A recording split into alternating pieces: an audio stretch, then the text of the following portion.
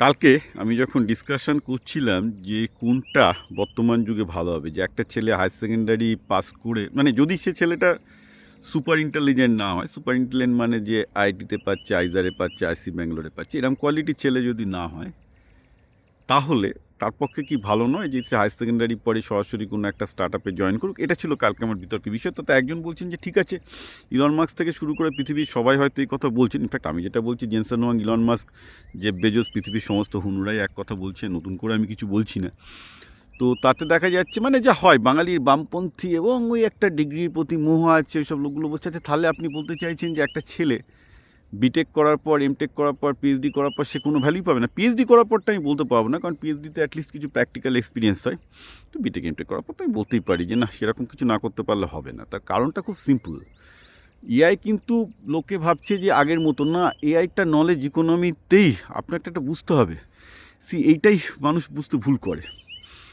যে আমি যেহেতু ব্যবসা চালিয়েছি দীর্ঘদিন ধরে, আমি জানি একটা ব্যবসার চোখে কিন্তু একটা হিউম্যান বিং একটা মেশিন, সে কতগুলো আউটপুট দেয়, তার একটা প্রোডাক্টিভ ভ্যালু আছে। তাকে যদি আমি 70,000 টাকা, 50,000 টাকা, 2 লাখ টাকা যাই দিই না কেন, আমাকে তার 10 গুণ টাকা তুলতে হবে।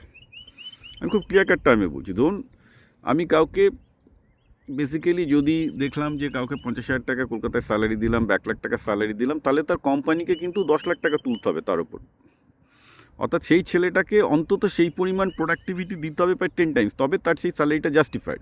এটা খুব স্ট্রেট ফরওয়ার্ড হিসাব থাকে, কারণ কি তার ওভারহেড আছে, তার এই আছে, ওই আছে।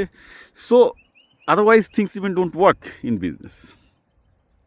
এবার ব্যাপারটা ভালো করে ভাবুন। আপনি বিটেক করেছেন, এমটেক করেছেন, খুব ভালো কথা, বা এমএসসি করেছেন, যাই হোক না কেন, সমস্যাটা কোথায়? সমস্যাটা হচ্ছে আগে যে আউটপুটটা দিত, আপনি কিছু ইঞ্জিনিয়ারিং ক্যালকুলেশন করতেন, বা কিছু একটা ইঞ্জিনিয়ারিং ডিসিপ্লিন আনলেন, বা উইজডম আনলেন, বা কোনো একটা প্রসেস ফ্লো নিলেন, বা একটা ডিসিশন নিলেন। এবার দেখা গেল যে এআই দিয়ে সেগুলো আপনার থেকে বেটার কাজ হচ্ছে, বা ধরা যাক যে তাতে একটা হিউম্যান ইন দ্য লুপ লাগলো, আগে 10 জনের জায়গায় এখন 2 জন দিয়ে হয়ে যাচ্ছে তার থেকে বেটার। ওকে, এবার দুজনের মধ্যে সে কোন দুজন থাকবে? যারা ওই ফিল্ডে absolutely the best, the most senior most person, যারা অ্যাবসলিউটলি দ্য বেস্ট। বাকি 8জন যারা এন্ট্রি লেভেল বা মিড লেভেলে কাট হয়ে যাবে, তো তাদের দরকারই নেই। কেন দরকার নেই? কারণ এআইয়ের সাথে মানুষ কোনোদিনই পারবে না, অসম্ভব ব্যাপার। মানুষ কিছু কিছু ফিল্ডে এআইয়ের সাথে পারবে, সেই জায়গাটা অনেকটা সংকীর্ণ এবং অনেক অ্যাডভান্স কনসেপ্ট লাগে, সেই জায়গাটাতে অধিকাংশ লোকজন পৌঁছাতেও চায় না, পৌঁছায়ও না, ডিফাইন্ড ইস্যু একটা। তো তাহলে কি দাঁড়াচ্ছে যে বেসিক্যালি যে আপনি বিটেক এমটেক করে আগে যে ভ্যালুটা পেতেন, because you have some knowledge, সেই নলেজটারই তো ভ্যালু নেই, কারণ ওই নলেজটা তো এআই অলরেডি জানে। আপনি বিটেকে কী করেছেন? ধরা যাক সবচেয়ে ভালো যে বিটেকের ছেলে, সে 50টা বইয়ের, মানে 20টা বইয়ের সমস্ত কনসেপ্ট, সমস্ত প্রবলেমগুলো, সমস্ত ইঞ্জিনিয়ারিং কনসেপ্টগুলো তাকে ইনপুট দিলে সে আউটপুট দিতে পারে। এটা কোন এআই সিস্টেম পারবে না? Specialise AI system, civil engineering থেকে মেকানিক্যাল ইঞ্জিনিয়ারিং, সব জায়গাতে এখন স্পেশালাইজড এআই সিস্টেম বেরিয়ে গেছে, সব কটা পারবে। প্যাটার্ন ড্রাফটিং তো আমি এখন হু করে শুধু এআই দিয়ে করছি, আগে পারতো না, মানে আর 3 মাস আগেও করতে পারতো না, সাংঘাতিক পারছে করতে। তো এখানে একটা খেয়াল রাখতে হবে, যে নলেজটার উপর ভিত্তি করে আপনাকে কোম্পানি দিতে, এখন দেখছি এআই দিলে তার মানে 1/10 কস্টে 1/12 to 20 কস্টে। You can stop that. যার জন্য আজকে ওপেন এআই বলছে যে it's going to be huge change এগিয়ে আসার পর। ওপেন এআই কী বলছে যে এইভাবে একটা লুকোচুরির মধ্যে না গিয়ে সরকার এআইয়ের ইম্প্যাক্টটা স্বীকার করুক, যে এর জন্য এত চাকরি যাবে, এই হবে, এবং যাদের চাকরি যাচ্ছে তাদেরকে নতুনভাবে আমাদের রিটেন করতে হবে, নতুনভাবে তাদের ট্রেনিং দিতে হবে, যে তোমরা যা শিখেছো, তোমরা যেভাবে ভেবেছো তোমাদের পরিবার চলবে, সংসার চলবে, বিশেষ করে হোয়াইট কালার জবের জন্য, that's not going to happen anymore. এই জিনিসটা সরকার বলতে ভয় পাচ্ছে, কারণ বললে সেই ডেমোক্রেটিক দেশে সেই সরকার পড়ে যাবে, সোজা কথা। মানুষকে ভয় দেখাতে চাইছে না, বলতে পারছে না, কিন্তু ফ্যাক্ট তো এটাই যে লে অফ হচ্ছে এর জন্য, সব কিছু আমরা দেখতে পাচ্ছি। তাহলে ব্যাপারটা দাঁড়াচ্ছে এইখানটাতেই, যে এই যে যেটা বললাম, এখন একদিকে যেমন এআইয়ের জন্য লে অফ হচ্ছে, তেমন HITL লোক পাওয়া যাচ্ছে না। অর্থাৎ হিউম্যান এআই যারা ইন্টারাকশন করবে, যেসব মানুষরা এআইয়ের সাথে ইন্টারাক্ট করতে পারে, এআইয়ের কোড রিভিউ করতে পারে। মানে একটা কোম্পানিতে যদি এআই যে কোয়ালিটির কোড লিখছে, সনেট যে কোয়ালিটির কোড লিখছে, সেই রিভিউ করার মতো সেই কোয়ালিটির ম্যান পাওয়ার পাওয়া যাচ্ছে না, অধিকাংশ কোম্পানিতে নেই। দিস ইজ এ হরিড ফ্যাক্ট, যেটা মানে সবাই বুঝতে পারছে যে it's going to be very কেলেঙ্কারি ব্যাপার। তো ব্যাপারটা দাঁড়াচ্ছে এইখানটাতে, যে ধরুন এই যে আজকে প্রায় গোটা 100 মতো স্টার্ট আপ আছে মেডিকেল ফিল্ডে, এআই দিয়ে করছে। এবার এখানে হিউম্যান ইন দ্য লুপ লাগছে, যে মানুষ লাগছে যে এআইকে চালানোর জন্য বা একে ঠিক করার জন্য। লোক পাওয়া যাচ্ছে না অধিকাংশ ক্ষেত্রে। লোক পাওয়া যাচ্ছে না বলে অধিকাংশ এআই স্টার্টআপগুলো যারা অ্যাকচুয়ালি এই হিউম্যান ইন দ্য লুপের লোক দরকার নেই বলে, মানে তাদের সিস্টেম হয়তো কাজ করছে কিন্তু তারা এই ঠিকঠাক ট্রেন ম্যান পাওয়ার পাচ্ছে না বলে চালাতে পারছে না। এটা এআইয়ের লোকজনও বুঝতে পারছে এটা খুব প্রবলেমেটিক। সুতরাং আমাদের এখন সেই ফিল্ডে HITL করতে পারে সেই টাইপের লোক ট্রেন করতে হবে। তো একদিকে আমরা দেখতে পাচ্ছি একটা নতুন টাইপের ম্যান পাওয়ারের দরকার হচ্ছে যারা এআইয়ের সাথে ভালো ইন্টারাক্ট করতে পারবে, এআইকে মানে এআইয়ের বস হতে পারবে সোজা কথা, সেই টাইপের লোক পাওয়া যাচ্ছে না। অন্যদিকে এর জন্য লোক ছাঁটাই হচ্ছে। একটা বেশ বলতে পারেন ডোলডাম সিচুয়েশন।